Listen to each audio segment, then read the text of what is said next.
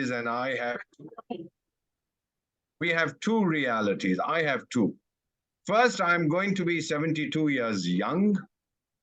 I'm still very handsome. These are my two realities. And therefore, whenever I'm doing an in-person presentation to all the women in the room, what do I say?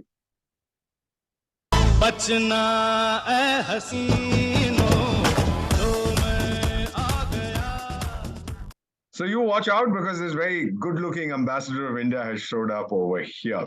We're going to look at where our world is likely to be in the next 3 years. We're at the beginning of 2023, by the end of 2025. When I was in school, Ms. Chaudhary, we were told that there were two eras in human history: BC, before the Christian era, and then there was AD, after the death of the Lord Anno Domini. But now we have three. We have BC, which is before COVID. We have DC, which is during COVID. We are living through that. And we'll have AC, which is after COVID. I don't know when that is going to come. Question for all the members of the Dignity Foundation to ask themselves, ask their children, ask their grandchildren: who developed Europe, Japan, USA, Canada, Australia, South Korea, Singapore, etc., etc.? Was it extraterrestrials who came down from Mars? Was it aliens from the moon? Was it creatures from the ocean? Or the people of those countries themselves? You'll all say that it was people of those countries themselves. And I then pose a counter question. So what's wrong with us? I'm not being funny. I'm not being facetious. When we travel overseas, we do the best. We had 25 of the world's largest companies today, Indian national. We were joker, some fellow called Sadhu or Sant or Rishi or something like that. He runs the United, well, he doesn't run it quite well, but he's sitting somewhere in the Prime Minister's house in the United Kingdom. We have so many presidents, prime ministers running around everywhere. And now in the disunited states, not disunited, it's called the United States, we're soon likely to have a person of Indian origin as the president. So what goes wrong with us? Sons and daughters of India, ladies and gentlemen, members of the Dignity Foundation, the three prerequisites for development, and I have served in 13 countries, visited over 100. These are, in that order: self-confidence, self-esteem, self-reliance. That means Atmavishwas, Atmasamman, Atmanirbharta. I'm not talking of the Nirbharta, Atmanirbhar Bharat that Narendra Modi promotes, even though I work for him. But as soon as we get that self-confidence, self-esteem, self-reliance, we are there. And when someone doesn't want you to rise, sir, this is classical colonialism. They'll shatter your self-confidence. They'll break your self-esteem. They'll never allow you to become self-reliant. But now, almost 76 years after we were created as an independent entity, recreated, we have existed forever, but we came back, we came into our own as an independent country. That other character who keeps fighting with me was born then in a cesarean operation. That's why he calls himself moth-eaten. Well, we've reached these levels of confidence, esteem, and self-reliance. We are there, sons and daughters of India, and beyond. Take a look at this map of India. You'll tell me, but Ambassador, this is fallen on its side. Yes, it's deliberate. Jammu and Kashmir, therefore, becomes the West, and the Northeast, which I dearly love, becomes the crown jewel of India at the North. Ladies and gentlemen, why should I accept the projection of the world done 450 years ago by some stupid Dutchman?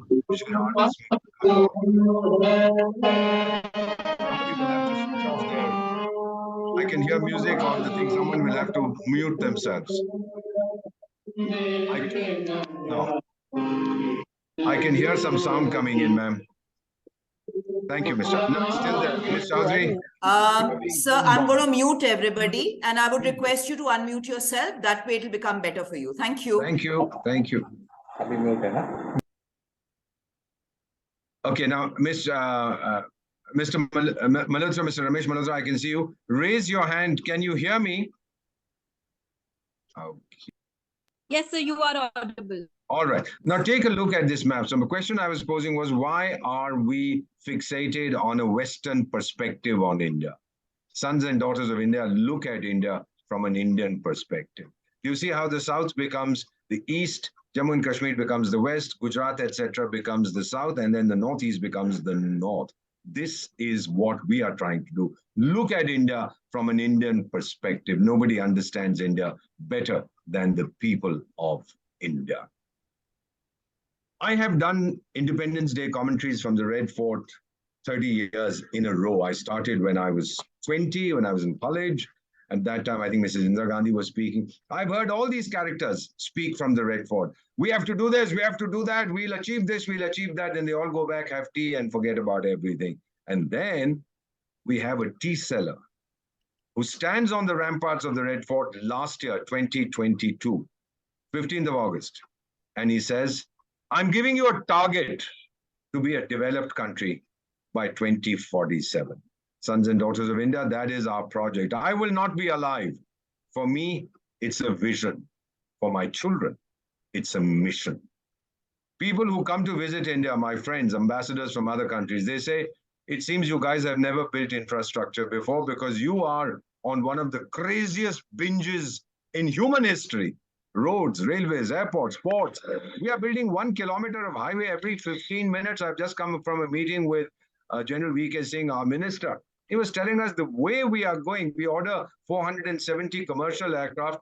The USA, UK, France, do you know their leaders started dancing the Bhangra? And they all called Narendra Modi to congratulate him. I mean, they said, thank you for creating jobs in our economies. Happy birthday, sir. India is creating jobs in Western economies. Ha, ha, ha. The world is going crazy. The CEO of McKinsey & Company, you've heard of this, he said in September last year, this is not India's decade, it is India's century. Do you know, sons and daughters of India? I don't know how many of you were born in 1947. I was manufactured 4 years after independence. Our first $1 trillion GDP, trillion is 12 zeros. The first trillion in US dollars GDP came in 60 years. The second came in 10 years. The third came in 5 years. The fourth came in 2.5 years. And the fifth that we are heading to will come in 2 years. We are moving faster than the Vande Bharat Express. These are not my figures. These are figures from the IMF, the World Bank, and Niti Aayog. You can check them out. We are on a roll. Now, officially, our GDP today is 3.5 trillion, but we've already exceeded 4 trillion. We've overtaken Germany. The figures will come out in July. 3.5 or $4 trillion today. Trillion has 12 zeros. 2/3 is driven by domestic demand. Sons and daughters of India, unlike China, which was an export-dependent economy, we are consuming within the country. And by 2047, in 24 years from now, we will be a 35 to $40 trillion economy. Our per capita income today is $2,200 US per capita. By 2047, it will be $20,000 US. You don't believe me? Check out the websites, check out the projections, you'll see. Our exports are $660 billion per year. By 2047, it'll be $8 trillion per year. It'll be 13 times the figure that we have now, and then foreign direct investment, etc., etc. I'm not going to spend more time on this. The total amount of foreign direct investment in India since independence, the total amount, foreign direct investment, is about 1 trillion. Trillion has 12 zeros. Over half of this has come in the last 7 years. I repeat, over half of this foreign direct investment has come in the last 7 years from over 160 countries in 60 sectors. Capital, sir, sons and daughters, ladies and gentlemen, is a coward. Capital is scared and capital is greedy. What does capital want? Money. He wants security, he wants safety, and he wants to be able to multiply. The world trusts India. That's why capital is rushing to it.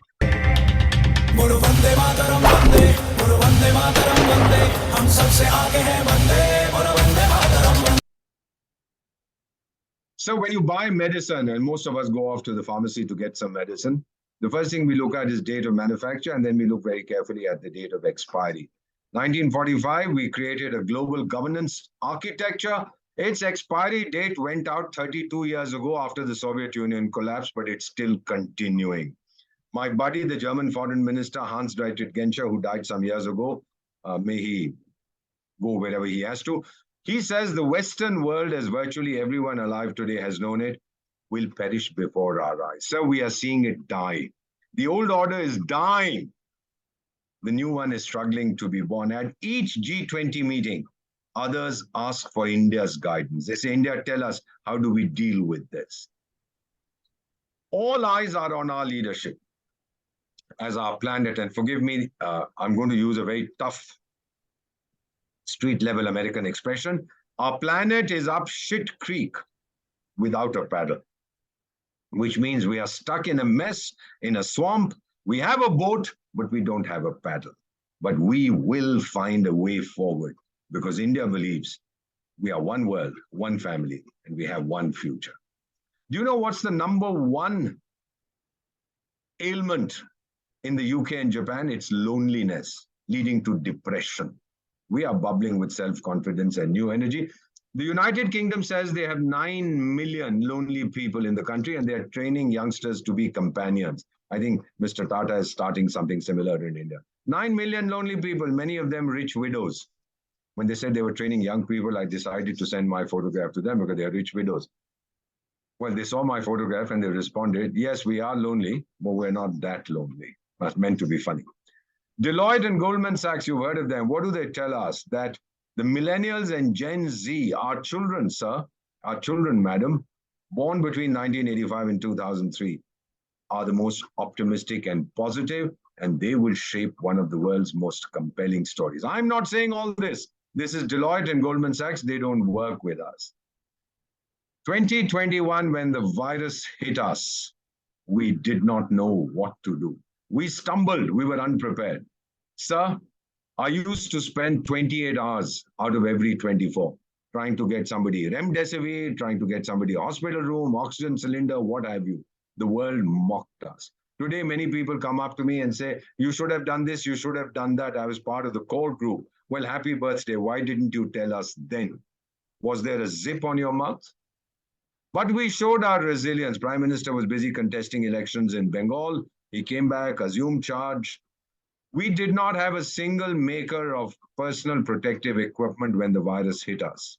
But then my mother, her name is India, she called and we had 600 manufacturers within 3 months.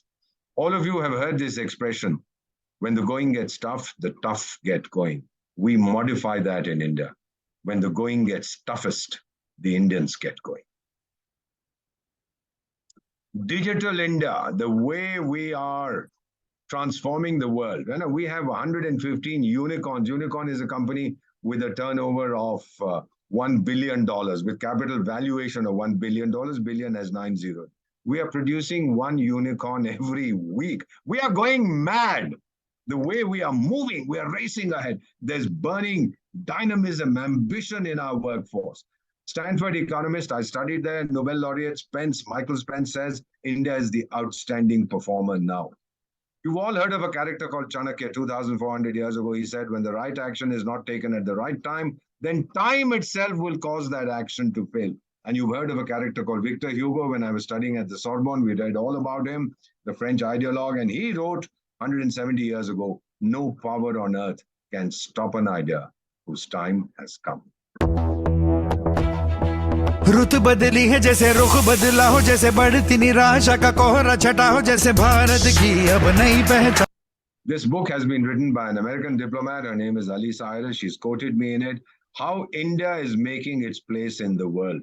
The book's title is Our Time Has Come. And you know, sir, where this book is a bestseller, Ms. Chaudhary, it's a bestseller in a country called Pakistan. India's time has come.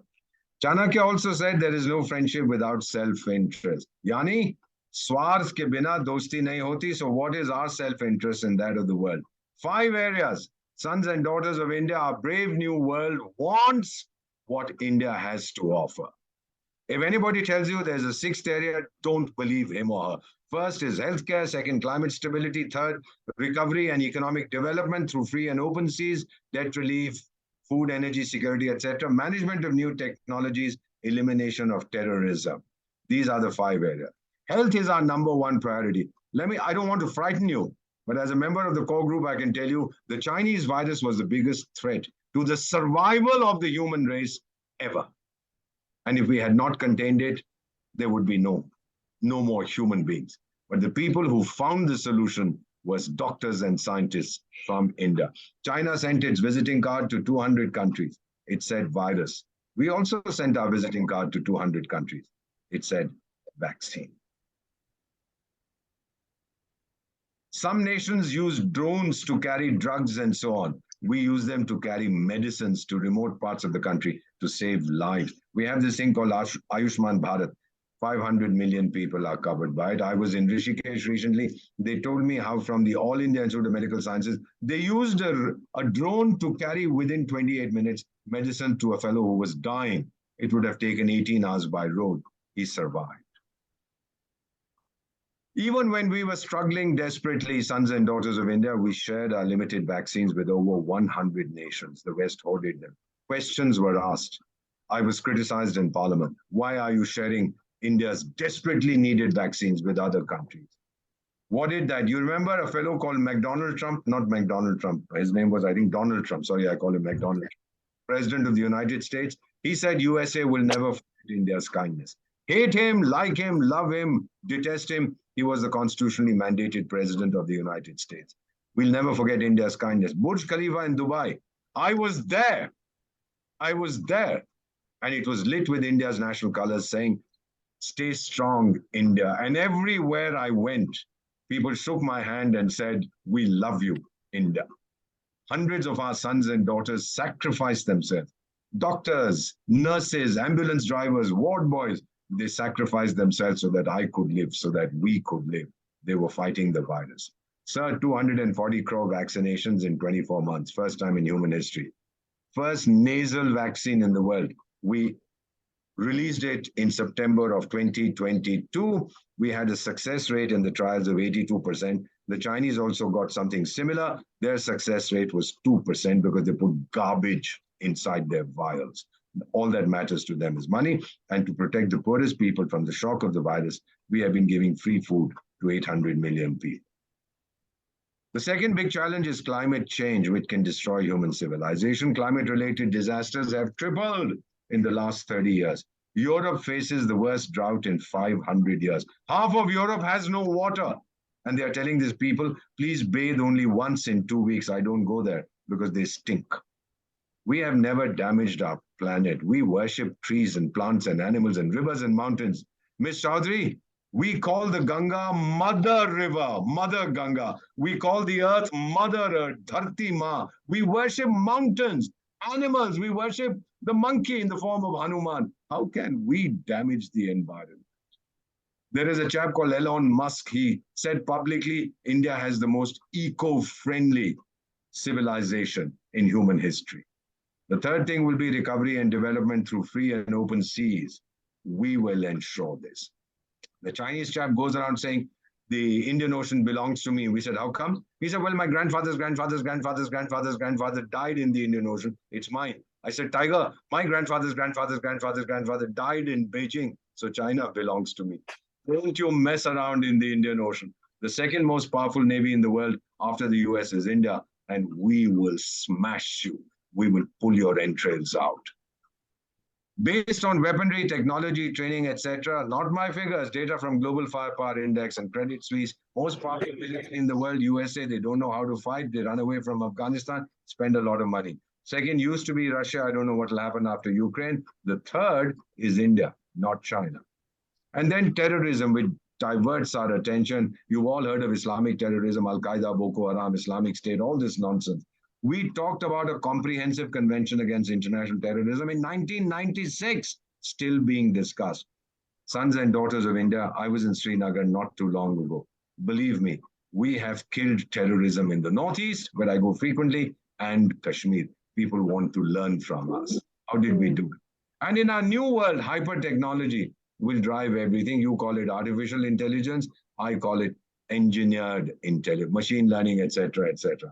Now, my daughter who lives in the United States sent me a message saying, Dad, you've grown old. I said, Ravish, your dad has grown old, not I. Well, anyway, she said, I'm sending you a telephone since you use this old Nokia business. So 3 years ago, she sent me a telephone made by this fruit company. The fruit company is called Apple. So she sent me this phone and she said, Dad, there's a woman who lives there called Siri. So if you forget where you are, you can ask Siri and she'll tell you where you are. So you can't hear me, but I have the phone right in my hand and I'm going to ask Siri and I'll read out and tell you what she says. Hey, Siri, Where am I?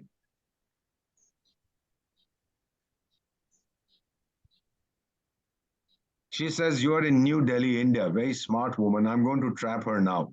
Hey, Siri, what's my wife's name? Do you know what she's printed out and typed out as a message? She says, which wife? Sons and daughters of India, 45 years. I have only one wife. I swear to you. What does this woman know? I'm going to throw away this wretched fruit company's phone. Please buy made in India phones, not made in the US. Who is then going to ensure India's growth? Our human capital. Sons and daughters of India, your grandchildren, your children are much quicker with new technology than we are. We are the youngest country in the world. We will be for the next 30 years. Have you heard of a chap called Bill Gates? I'm sure you have. I call him Billu Bhai. And he says, study one country right now.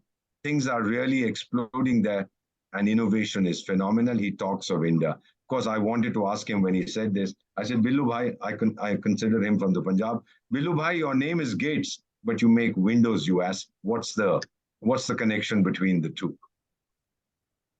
What is man's most valuable possession? The Yaksh asked Yudhishthir in the Mahabharata when Yudhishthir's four brothers are lying senseless because they do not answer the question before drinking water from the pond. And Yudhishthir says, education. 10,000 years ago, sons and daughters of India, we talked of education when the white people were running around naked in the jungles, screaming, hoo, hoo, hoo, hoo, hoo. There were 500 universities and colleges when I was made in India. Today we have 50,000. I have 1.5 million schools. Now listen to this figure. The population of the United States is 330 million. I have 340 million students who are out. Lankan ki chori nana, Paris ki pori nana, India. Aha. 1 out of 3 Japanese is above 60 years. 1 out of 4 Europeans. 1 out of 6 Chinese. 1 out of 12 Indians. My teacher at the Sorbonne, God rest his soul, Alfred Soviet, predicted that Europe would become an old continent, old people living in old houses, discussing old ideas. The Pope called it an elderly and haggard continent. Take a look at the median age. Median age is not average age. Median age means half the population is below, half is above. Miss Chopra. India's median age is 29. Half of all Indians, 65 crore Indians like me, are less than 29. And half like you are just about a little more than 29 years away. That's our median age. Japan is the oldest country in the world. Their median age is 49. Half of all Japanese are less than 49. Half are more than 49 because they've forgotten how to make babies. Last year, they made less than 800,000, less than 8 lakh babies in Japan. They've forgotten. We have the technology, we'll teach them. I told their prime minister, I said, we have more babies in the nation's capital than you do in New Delhi, than you do in all of Japan. We know how to do it. This was not always the case. Our humiliation, brain drain, the 50s, 60s, 1960s, we fought a war, 65. You might remember, the rains failed in 66. We had the Mizoram insurgency in 66. For the first time, the Indian Air Force bombed our own people. Mrs. Gandhi, I had the privilege of working with her, went to the United States when our agriculture collapsed, no rains. She begged for food. And the New York Times wrote, the new Indian leader has come begging. You don't deal with an Indian leader like that. But the Americans have no sense of diplomacy or being polite. Then she came back and she told her principal secretary, my guru in the Foreign Service, P.N. Aksar, India will never beg for food again. Sons and daughters of India. From a country that imported 9 and 11 million tons of wheat, in 66, 67, we are the second largest importer of food in the world. In 66, we were told, don't eat on Mondays. I don't know how many of you remember this. 52 days in 1966. I have slept. Again, there is some disturbance. I have slept hungry for 52 days in 1966. My mother used to tell me in 1966, gosh. Can you hear me? Ms. Chopra, raise your hand if you can. Can you hear me? You're audible, sir. Yeah, thank you. So we went through a very difficult time. And as I was mentioning, that when our agriculture collapsed, we were told not to eat on Mondays. I have slept hungry 52 days in 1966. Ma kehti thi, son, why don't you eat? I said, no, mother. India is in trouble. I will not. And then our recent journey. Since 2003, Sons and Daughters of India, 20 years, we don't accept foreign aid from anyone. We assist over 150 countries. 2004 tsunami, first responders. Maldives drinking water crisis, 2014, first responders. 2015 relief for Nepal within 15 minutes. 2023 earthquakes in Turkey and Syria, we were the first responders. You know what our total private wealth in India is? Our total private wealth is $8.2 trillion. A trillion has 12 zeros, 6th largest in the world. And we spend it on looking better, most of it. Number one spending. We have 650,000, 6.5 lakh towns and villages in India. We have 15 million, 1.5 crore beauty parlors. So all of our people, including I, run off to beauty parlors. At the height of the Kargil conflict, this Indian villager, true story, ma'am, 24-year-old chap, asked how he could register for the army. Both his legs were cut off below the knees. I'm talking of the 1999 conflict. He was lame in both legs. When his handicap was pointed out, this is what he said: I have come to fight the enemy. I've not come to run away from the enemy. Who can stop a country that has children like me?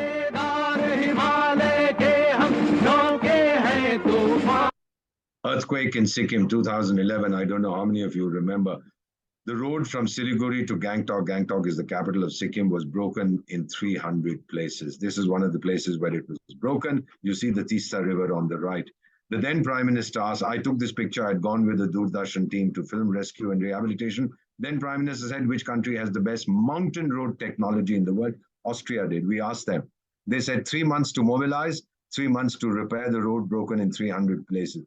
Who's going to wait 6 months and pay a lot of money before you feed your people regularly? We can't use helicopters all the time. The Prime Minister said, ask the Border Roads Organization. You've all heard of BRO, Border Roads. I did. I called their Director General. He said, I'm going to send my survey teams and we'll let you know how much time it'll take. And as I sit before you, I appear before you, as God is my witness, 19 hours later, he called. He said, tell the Prime Minister, the road is open. 19 hours later. We lost 22 of our sons working in this very, very difficult conditions. I went to the home of a Sikkimese mother whose child had died, and I told her, "Jo desh ko chahte hain, wo aur kuch nahi chahte." Those who want love the country, they don't love anything else. From childhood, I have wondered what defines us as Indians. I met this Sikkimese mother. I said, government will give you compensation, military will, border roads will. I wrote her a personal check. And then she said to me, she said, you're a special advisor. One of my sons died. I have a younger son, 22, university graduate, get him a job. 2011 wasn't difficult. I said, the moment I go back to Delhi, I'll speak to all my buddies, we'll get him a job. She said, I didn't ask for a private sector job. My elder son died for India. Let my younger son join the border roads. When the time comes, let him die for India. As the water rushed into my eyes, it still does when I think of that. I haven't met her in 11 years. I held her hands in mine and I said to her in Hindi, Ma, tujhe salam. And sons and daughters of India, then I understood. We are not Indians because we live in India. We are Indians because India lives in us. We call her Mother, Mother India. We reach out to bring our children and others home from Lebanon, Libya, Yemen, South Sudan, Ukraine. Many in Ukraine last year got onto our aircraft waving our flag. They were not even Indians, saying, Jai Hind, Jai Hind. We brought them all back because the mother doesn't discriminate. Sons and daughters of India, for too long have others written India's destiny. Never, never again. We made mistakes, not anymore. Now we have made a commitment. I have made a commitment. The children of India have made a commitment. We will write our future ourselves. Nobody else will write it for us. Oh, we think bigger. We can do it. The highest stadium where the cricket match is taking place in Ahmedabad, the biggest statue, highest railway bridge in the world. Remittances from non-resident Indians broke all records last year. Foreign direct investment broke. We are making rockets and military planes for the private sector, the most lethal helicopters, missiles in the world. We are producing. Fastest bank accounts, 2 per second. Fastest toilet construction, 1 toilet every 2 seconds. Largest data consumption. Do you know we do 40 crore digital transactions every day? Mainly the Unified Payments Interface, UPI. 67 countries want us to teach them how to use UPI. 3 people in India join the internet every second. As an Indian, have faith and confidence. Sons and daughters of India, cynicism, tell your children, cynicism does not empower, it paralyzes you. Somebody asked the fakir, how do I change the world? He said, be the change you want to see. Change yourself first. His name was Mohandas Karamchand Gandhi. It is natural to be scared of new things, but dar ke aage jeet hai. Victory lies beyond fear.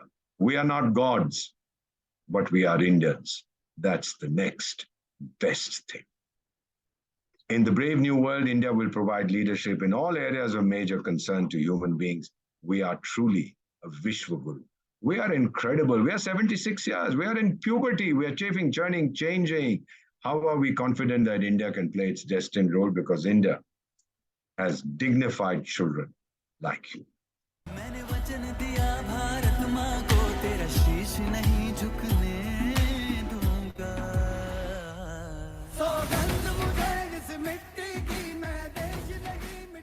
This is my tombstone in Kargil, a place I love dearly. It simply says Deepak Vohra, Indian. It's at the feet of a statue of the Lord Buddha. I am a non-practicing Buddhist. And written there is, as you can see, scattered in the dust, silent I remain. When India's bugle calls, I will rise again. This is at a place called Apati, not far from Tiger Hill. You've all heard the name. I had an adopted son. His father had died for India. I took this kid on when he was 2 years, financed everything, put him through the National Defense Academy. He was a captain in the Indian Army. He died in Kargil, my child. It hurts, sir. It hurts very much. Had he been alive, he would have been 44 today. I loved him dearly. And the last thing he told his CEO before this kid went to the great heavens, he said, tell my father I did my duty. That is India. You know, forget about yoga resolution adopted by the UN, largest majority in its history, the loans we are giving to Russia. We are smoking terrorists out of their holes in Pakistan. We've smashed China's face. We've killed the virus. We are the voice of the global South. So many of the people I serve in Africa, you mentioned Guinea-Bissau, you mentioned South Sudan, you mentioned Lesotho. They turn around to me and say, you know, we have selected India as our natural partner. And I respond, yahi hai right choice. 115 years ago, Sri Aurobindo said, India was rising to share the eternal light entrusted to her. India has always existed for humanity, not for herself. We have been a Vishwaguru always. Swami Vivekananda said, India is awakening. All those who were sleeping for the last 35 minutes, please wake up now. Do you know why we should wake up? Because अरे अभी तो party शुरू हुई है अरे अभी तो party शुरू हुई है अरे अभी तो पार्टी शुरू हुई है I believe that even God is Indian. This is the best time to be alive in India. But to be young is very heaven. Thank you so much, dignitarians. Thank you so much, sons and daughters of India, for the time that you have given to listen to me. I'm deeply touched. I'm privileged. I'm honored. Thank you. Very nice. Thank you very much, sir. Thank you. Thank you very much. If there are any questions, I'm quite sure that Ms. Archana Chaudhary will be happy to answer them. Vohra, very beautiful presentation. We are proud of you. Very Thank you, proud. sir. Thank you, sir. I get my energy from the man I serve. Sir, You heard his I mean, name. this is Narendra the Bhai best. Sir, this is the Damodar best. Das. Sir, this is the best presentation I have ever heard from a true patriot ambassador of India, a true Thank you Indian. very much, sir. Thank you. And sir, I have got a question for you. Yes, sir. You mentioned everything good about the present India. So, and there are so many people who are opposing India's progress, and they are all against one single man who is responsible for all these things. And what is your appreciation about all these opposition people, and how will they ever turn to be good and then they and become the real patriots? You know, sir, you've asked me a very difficult question. It's a question of attitude, of mindset. We had become so used to the chalta hai, let it carry on attitude in India. When I was a child, when I was in school and college, we were always told, write something about India. Oh, we're a poor nation. We don't have enough to eat. We have this, we have that. We're an agricultural society. That's all that I learned. Those were the essays I wrote. Even when I got admission to a top-level American university, you know, as a young man, they said, you know, write something about your country. And this is what I was told to write. Today, it's different, sir. Today, when I travel in Africa, they stop me on the streets and say, are you from India? I said, yes. And they said, well, thank you for helping Africa. Sir, when we gave these medicines, I think it was called remdesivir and paracetamol, to the United States in 2021, I was there, sir. I was living in New York. I was staying there with our child, our son, and our daughter. And I would be stopped on the streets. People would think that I was an Indian, and they would shake my hand and say, thank you, India. This is the new India. These people who are stuck in a time warp, whose mindset are not changing, they will be swept into the dustbin of history, sir. India is racing ahead. Let me just put it to you like this, sir. A tiger doesn't turn around. India is raising. Sir, no, Let me complete, sir. Okay, a tiger doesn't turn around when the little dog barks. Many times people have said to me, Ambassador Deepak, when you speak with such passion about India, there are some who don't like it. So please hide from the coming storm. I respond, sir, I am the storm.